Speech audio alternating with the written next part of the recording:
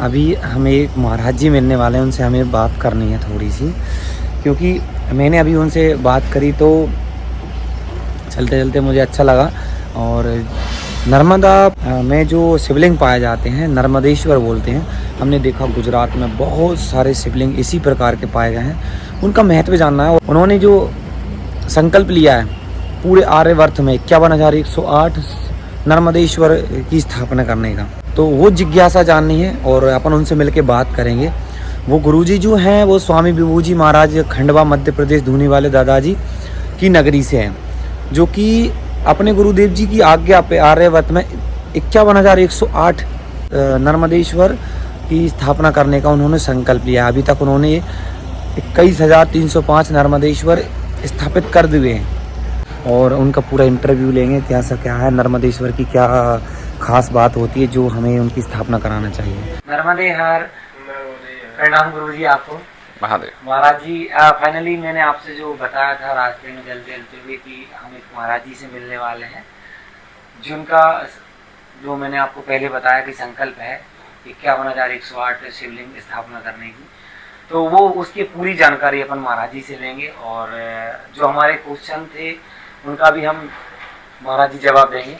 मेरा सबसे ज़्यादा परिणाम सबसे पहले तो मेरा आपको महाराज जी, मैं ये पूछना चाहता था कि जैसे मैं यहाँ एमपी से हट के जब जैसे ही मैं गुजरात में गया महाराज जी, तो मैंने जगह जगह देखे हर स्थान पर बहुत प्राचीन शिवलिंग, जो कि खुरदल्ले टाइप में थोड़ा सा अच्छे से लगे। मुझे ऐसे देखने में लगता है जो हमारे इधर जो शिवलिंग स्थापित है उनसे थोड़ा विपरीत लगे, पर ये बहुत प्राचीन और बहुत आकर्षक रहे। और जो हमने उस ओरा में एनर्जी देखी मंदिर के अंदर, वो शायद मुझे अभी हमारे उधर मैंने देखने को नहीं मिली। तो ये कुछ लोग कहते कि नर्मदेश्वर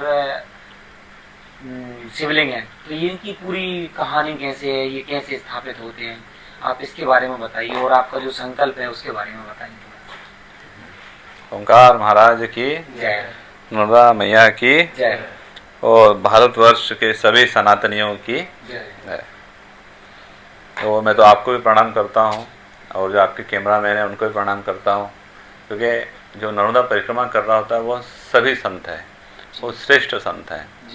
और सनातन में जिसने जन्म लिया है वो सबके सब संत ही हैं, क्योंकि भारत भूमि में अगर कोई जीव जंतु भी आ रहा है तो वो तपस्वी ही है, क्योंकि जो भारत भूमि है ये तपस्या की भूमि है, भोग की भूमि नहीं है। भारत भूमि को छोड़ करके बाकी की जितनी भी सृष्टि है वो भोग की है। और हम जो सभी सनातनी हैं, जिनको हम आर्य कहते हैं, जिनको हम हिंदू कहते हैं, कि हम सब जो हैं शिव का अंश हैं। आप, मैं, ये नाग देवता, ये हम सब जो है शिव का तत्व है हमारे सबके अंदर में। और मनुष्य योनि ये एकमात्र ऐसी योनि है कि जिसमें हम ईश्वर से साक्षात्कार कर सकते हैं, ईश्वर की ओर जा सकते हैं। जैसे हमारे ग्रंथों में वर्णन में आता है कि 84 लाख योनियां हैं। तो जैसे अभी आप नर्मदा परिक्रमा करते हुए आपने देखा होगा, आपको कुत्ते मिले होंगे, गाय भैंस मिली होगी, पक्षी मिली होगी। क्या वो उपवास कर सकती है? क्या वो नर्मदा परिक्रमा कर सकती है?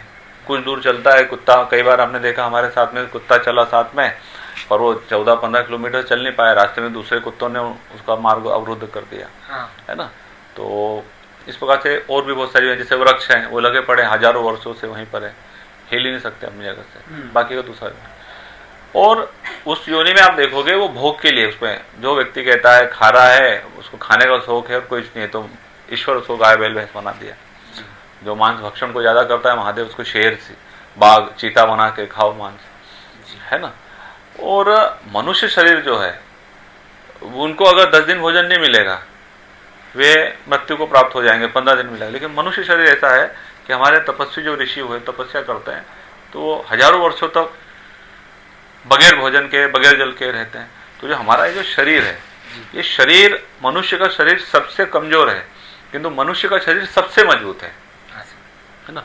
और जो हमारा जो जीवन मिला है, अपने कर्म को करते हुए विद्या अध्ययन करिए, विवाह होता है तो अपने पति का, पिता का, बेटे का, उन सब संबंधों को निभाते हुए मूल ध्यान होना चाहिए ईश्वर की प्राप्ति जी, है ना।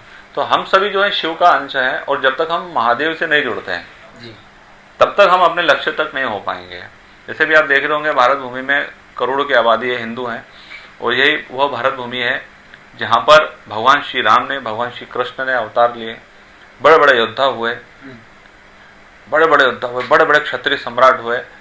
और आज की स्थिति में अगर देखेंगे तो कईयों को आपको वंश से निकल जाएगा कि ये सूर्यवंशी, चंद्रवंशी, ये भृगुवंशी है, ये भारद्वाज गोत्री है, ये कश्यप गोत्री है, आदिवासियों में मिलेगा, जनजाति समाज में मिलेगा, किंतु आज पैरों में है।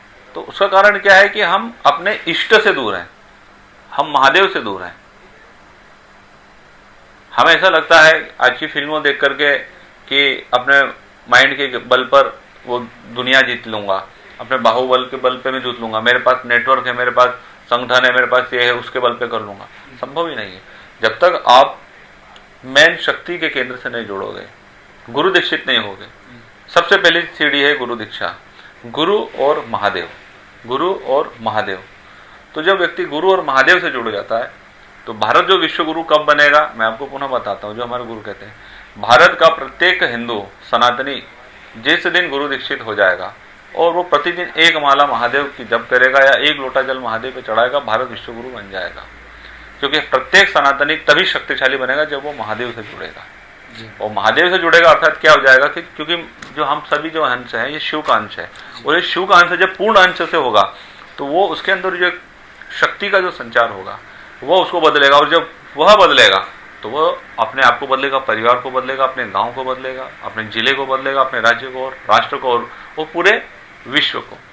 अब आपका एक जो प्रश्न है वो प्रश्न नहीं है, आपकी जिज्ञासा है जी, ये आपकी जिज्ञासा है कि आपने ये जो नर्मदा परिक्रमा करते समय गुजरात के तटों पे आपने जो देखे हैं ये सब के सब नर्मदेश्वर महादेव हैं।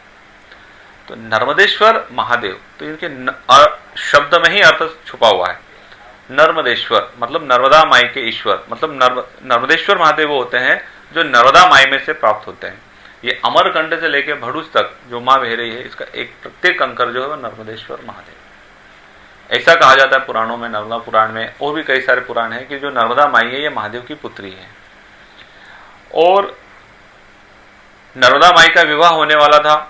अभी आप जब परिक्रमा करते हुए अमरकंड पहुंचेंगे तो वहां पे आपको सब विस्तार से, सब प्रत्यक्ष रूप से दिखाई देगा कि सोनभद्र के साथ विवाह होने वाला था, हल्दी का रस्म हो गई थी, सब कुछ हो गया था, किंतु किसी कारणवश वह विवाह नहीं हो पाया। तो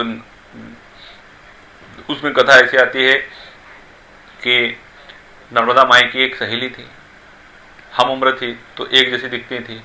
इधर सोनभद्र विवाह करने के लिए आया, तो जैसे जब कोई बारात आती है, दूल्हा आता है, तो इधर लड़कियों में और दूल्हे पक्ष के जो मित्र हैं उनके में होते दुल्हन को देखने का, और जीजा साली का भी एक होता है। तो इन्होंने क्या करा कि मैं अचानक भाव जागृत हुआ तो नर्मदा माई के वस्त्र धारण करके वो सोनभद्र के यहाँ चली गई। तो सोनभद्र को ऐसा लगा कि नर्मदा माई यही है, तो सोनभद्र ने हाथ पकड़ लिया, क्योंकि उसको लगा कि मेरी पत्नी है, अब विवाह होने वाला है, कल में भेंट करने आई है, तो एक जिज्ञासा रहती है, व्यक्ति के मन में उत्साह रहता है। तो वो एकदम से थोड़ी देर बाद उन्होंने बोला कि मैं नर्मदा नहीं हूँ। तो सोनभद्र ने कहा कि भाई मैं क्षत्रिय हूँ, मैंने जिसका एक बार हाथ पकड़ लिया, अब मैं कोई दो विवाह या इधर उधर, ये हमारे राष्ट्र की पहचान थी। पहला व्यक्ति एक पत्नी के प्रति समर्पित होता था आजीवन, कि एक बार विवाह हो गया, मेरे संतान होगी, मैं उनको बड़ा करूंगा, उनके विवाह होंगे, मेरे नाती होंगे, मेरे पोती होंगे, ये एक अलग अलग आनंद होता है। तो सोनभद्र ने कह दिया कि अब मेरे ऊपर लांछन थोड़ी लगेगा कि मैं जिसी का भी हाथ पकड़ लूंगा, मैं विवाह इसी से करूंगा। ये बात हो गई, ये माँ को पता चली, नर्मदा माई को हल्दी लगी थी। नर्मदा माई भी क्रोध में आ गई कि अब मेरे को जो हल्दी लगी है, मैं ऐसा थोड़ी कि मैं हर किसी के नाम से हल्दी लगाते चलूंगी, अब मैं जा रही हूँ तपस्या करूंगी। तो ऐसा कहा जाता है कि माई ने फिर उसमें वरदान दिया, क्योंकि कुंवारी कन्या थी, चल पड़ी है। जो पुत्र होता है वह पिता का बल होता है, और जो पुत्री होती है वो प्राण होते हैं, पिता के प्राण है नर्मदा माई। तो महादेव ने वर दिया कि मैं 24 घंटे 12 माह 7 दिवस तुम्हारे साथ पूर्ण अंश से रहूंगा। इसे निमाड़ में कहावत है, नर्मदा माई का कंकर कंकर शंकर। उसमें प्राण प्रतिष्ठा नहीं होती है जी। आप जाओ स्नान करो, और हमने तो बड़े बड़े ज्योतिषाचार्यों को, बड़े बड़े संतों को देखा है कि माई में से वो खुद, ये जो आप देख रहे हैं पूरे भारतवर्ष में जो प्राकृत महादेव, ये संतों के द्वारा स्थापित हैं। उन्होंने कहा कि हमारे जीवन में चाहे हम 1 करें 10 करें, पर समाज का भला हो। महादेव जहाँ विराजेंगे वहां से दरिद्रता समाप्त हो जाती है, वहां पे खुशहाली आती है, चैतन्यता आती है। ऐश्वर्य आता है। दुष्ट जो शक्तियां होती हैं, जो सही व्यक्तियों को परेशान करते हैं, उनका नाश होता है, ये महादेव करते हैं। तो दिया वरदान माँ को, लेकिन वो हमारे लिए वरदान हो गया कि हमें महादेव प्राप्त हो गए। जैसे ये महादेव हैं, ये महादेव हमें वर्ष 2020 में दीपावली धनतेरस के दिन प्राप्त हुए माई में से, ओंकारेश्वर में हम गए थे स्नान करने, तो ये उस दिन प्राप्त हुए धनतेरस के दिन, है ना। तो ये विराजमान, तो ये महादेव प्राकृत हैं, तो ये अर्धनारीश्वर हैं। इसमें 9 प्रकार के लिंग होते हैं नर्मदा माई में। तो जो आपने गुजरात तट पे जो देखे जी, ये सारे के सारे देवताओं के द्वारा स्थापित महादेव हैं।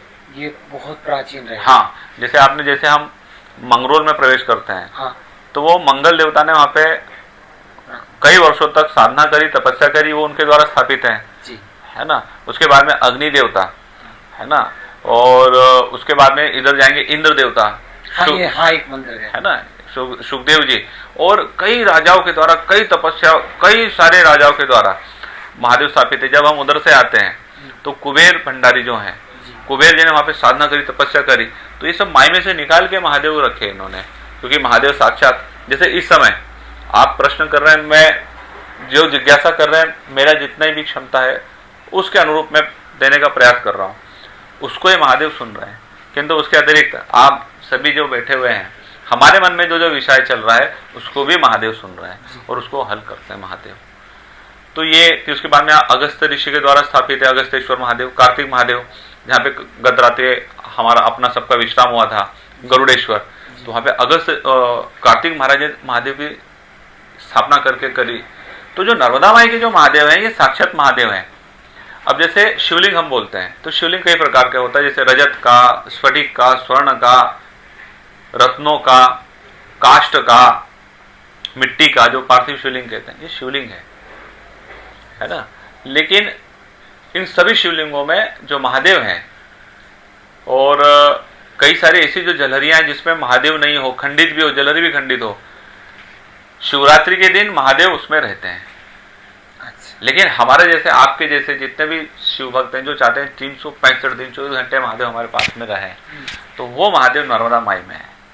आए नर्मदा माई में डुबकी लगाएं, आपका जो भी मिल जाए, उसमें आकार प्रकार वो नहीं होता, वो महादेव है। और आकार प्रकार में जो उलझा है, तो समझ लो वो माया में उलझा है, वह माया में उलझा है। तो ये जो महादेव है, गरुड़ जी के द्वारा स्थापित, इसी उत्तर तट में हम चलेंगे तो आगे मेघनाथ ने तपस्या करी है, मेघनाथ के द्वारा स्थापित महादेव है, उन्होंने यहाँ पे तपस्या करी। और रावण ने दक्षिण तट पे करी, उनके द्वारा महादेव वहाँ पे स्थापित हैं, नर्मदेश्वर महादेव। इस तट में हम जहाँ भी जाते जाएंगे, राजा मंधाता ने, जो ओंकारेश्वर हम देखते हैं, राजा मंधाता के द्वारा स्थापित महादेव माई में से निकाले गए, और राजा मंधाता ने केदारनाथ में महादेव की स्थापना करी, ऐसा हमने सुना है। तो केदारनाथ में जो महादेव है वो भी ओंकारेश्वर से ही केदारनाथ राजा मंधाता ने करे। तो जो महादेव हैं वो नर्मदेश्वर महादेव, नर्मदेश्वर महादेव अर्थात शिवलिंग शिला नहीं, ये महादेव है ना। पिछली बार हमारे साथ में कम से कम 250-300 महादेव थे जिन्होंने नर्मदा परिक्रमा करी थी। अभी भी हमारे साथ कुछ महादेव चल रहे हैं जिन्होंने पिछली नर्मदा परिक्रमा भी करी और ये नर्मदा परिक्रमा भी साथ में कर रहे हैं। फिर वो हम जहाँ जहाँ महादेव को स्थान ग्रहण करना है वहाँ पे उनकी स्थापना करते हैं। और जो नर्मदा परिक्रमा करता है, नर्मदा परिक्रमा का तो चयन ईश्वर करते हैं, माई करती है। वो चाहे विश्व के किसी भी कोने में होगा, जिस प्रकार से आप कहाँ विदिशा के रहने वाले, और माई ने आपको उठा दिया, माई कुछ देना चाहती है। माई जो नर्मदा परिक्रमा कर लेता है वह पराजित नहीं होता है, उसका परिवार भी पराजित नहीं होता है। और जो जीवन में जो समस्याएं आती हैं वह समस्याएं उसकी आजीवन समाप्त हो जाएगी और उसके परिवार की भी, क्योंकि नर्मदा माई और महादेव के पास में छल वाला व्यक्ति नहीं आ सकता है। जिसके हृदय में छल है, कपट है, वो नहीं। नर्मदा माई की परिक्रमा एक बहुत बड़ी परिक्रमा है। प्रतिदिन व्यक्ति को 30-35 किलोमीटर चलना है, 40 किलोमीटर चलना है। तपोबल अर्थात उसके अंदर में सच्चाई होगी, उसके अंदर में तपोबल, पूर्व जन्म का तपोबल संचय है। और इस बार जो है वह एक विराट स्वरूप में बाहर निकलता है। तो माई चयन करती है, माई बुलाती है, वह नर्मदा परिक्रमा करता है और यहीं से उसे नर्मदेश्वर महादेव की शक्ति और महादेव का स्वरूप के बारे में पता चलता है। तो नर्मदा माई में जो है महादेव विराजमान है, उसी प्रकार से भगवान विष्णु भी इस सृष्टि में विराजमान है। नेपाल में गंडक नदी है, उसे गंडकी भी कहते हैं, गंडक भी कहते हैं। तो उसमें भगवान विष्णु साक्षात विराजमान है शालिग्राम के रूप में। अच्छा, मतलब उसमें भी प्राकृत जो है शिलाएं हैं वो साक्षात विष्णु भगवान है। तो जो वैष्णव है अगर उनको चाहिए कि मुझे भगवान विष्णु होना तो वो शालिग्राम लाए, वो साक्षात विष्णु भगवान है, कोई कुछ नहीं, पूर्ण रूप से। और जो शैव हैं वो जिनके हृदय में है महादेव की भक्ति, वो आए नर्मदा माई में कहीं भी जाए और जो निकल के मिल जाए लेके आ जाए वो महादेव है। इनकी प्राण प्रतिष्ठा नहीं होती है क्योंकि इसमें प्राण महादेव ने स्वयं ने कहा है कि मैं इसमें विराजमान हूँ। अच्छा, मैं माई के साथ में रहूंगा, कुमारी कन्या है उनकी रक्षा के लिए। और भविष्य में कलयुग में आने वाले समय में गुरुकुल समाप्त हो जाएंगे, संध्या समाप्त हो जाएगी। संध्या का इतना बड़ा महत्व है कि संध्या में जो है त्रिकाल संध्या पहले होती थी और भारत भूमि में ये आपका जीवन, आपको माता पिता, आपका विवाह समय पे होना, आपको संपत्ति धन या आपके पितर देते हैं। और पितरों की कोई उपास या पूजन नहीं होती है, पितरों का केवल तर्पण किया जाता है। पितर देवताओं से करोड़ गुना अधिक शक्तिशाली है, किंतु पितरों और देवताओं में एक अंतर है कि जो पितर है पितरों को भूख और प्यास लगती है और पितर केवल वह ग्रहण कर सकते हैं जो उनका वंशज यहाँ पे देगा। तो पहले त्रिकाल संध्या होती थी, उसमें पितरों को भी जल दिया जाता था। अब वो पितरों में अभी आप देखोगे पूरी दुनिया में हाहाकार है, लोग कहते हैं कि यह असत्य है, जिनको लगता है असत्य है वो अपने मार्ग में चले, उसमें किसी का कोई रोका टोकी नहीं है, वो मान सकते हैं। किंतु जो मानता है ये उनके लिए है कि पितरों का अगर तर्पण नहीं होगा, पितरों को अगर जल नहीं मिलेगा, भूखे प्यासे रहेंगे तो उनकी कृपा दृष्टि हट जाती है। तो त्रिकाल संध्या समाप्त हो गई। लेकिन हमारे पूर्वजों ने, ऋषियों ने कुछ चिंतन करा कि सनातन को किस प्रकार से बचा के रखना है। और सनातन को यदि बचा के रखा है तो केवल एक देव ने। किसने? महादेव ने। क्योंकि महादेव की कोई पूजा पद्धति नहीं है। महादेव को आप किसी प्रकार से जाके महादेव की पूजा कर सकते हो, उसमें कोई जाति बंधन नहीं है। कोई जाति बंधन नहीं है कि कौन व्यक्ति करेगा पूजा करेगा नहीं करेगा, सभी महादेव की पूजा कर सकते हैं और पूर्ण अंश से। कोई ये आवश्यक नहीं है कि मैं ब्राह्मण कुल में जन्मा हूं तो मेरे को अधिकार है, नहीं, सभी को, क्योंकि सभी के देव हैं। और देखा जाए तो जो जनजाति समाज है, दूसरा समाज है, महादेव ने जब भी भूमि पे अवतार लेते हैं, देखिए जब भी आते हैं तो वो जनजाति समाज का रूप लेके आते हैं। जब अर्जुन के पास में आए थे तो वो एक जनजाति भील राजा का रूप लेकर के आए थे महादेव, जब उनको विद्या देनी थी। तो जो महादेव है केवल महादेव ने ही सनातन को बचा के रखा हुआ है। महादेव की कोई पूजा पद्धति नहीं है। शिव पुराण में वर्णन है कि मेरे पास यदि कोई व्यक्ति आ रहा है और वो किसी भी अवस्था में हो, कैसे भी रूप में हो, किसी भी अवस्था में हो, आप सोच सकते हैं कैसा भी, महादेव तक अगर कोई आ रहा है तो उसको रोकने का अधिकार किसी को नहीं है, किसी को भी नहीं है। तो ऐसे देव और एक लोटे जल में प्रसन्न हो जाते तुरंत, और वो जल महादेव तक पहुंचना चाहिए। महादेव अर्थात नर्मदेश्वर महादेव प्राकृत, अच्छा, है ना, जिसमें आपने देखा होगा कुछ ऐसा भी, आपने कई सारे महादेव देखे होंगे, कुछ ऐसा स्वरूप, कोई ऐसा स्वरूप, खुरदरे हैं, कोई श्वेत वर्ण में है, कोई रक्त वर्ण में है, कोई बिल्कुल उनका शुक्ल जो रंग है शुक्ल पक्ष जैसा है बिल्कुल, है ना। तो ये महादेव है। तो ये महादेव आपका चयन करते हैं आपके पास में कौन आ रहे हैं, और जहाँ महादेव स्थापित हो जाते हैं वहाँ का वास्तु दोष भी समाप्त हो जाता है, है ना। जिसके यहाँ महादेव स्थापित हो जाएंगे उसका वंश समाप्त नहीं होता है। और फिर पुनः बात है दूसरी चीज, जिस भूमि पे हम बैठे हुए हैं इसका एक नाम है मृत्यु लोक। इसका नाम क्या है? मृत्यु। और मृत्यु लोक के देवता है महादेव, है ना। जैसे भारतवर्ष हुआ तो भारतवर्ष के प्रधानमंत्री हुए माननीय मोदी जी, प्रत्येक राष्ट्र का अलग अलग राष्ट्रपति हुआ, वो हुआ तो वो उसका सर्वे सर्वा होता है उसका।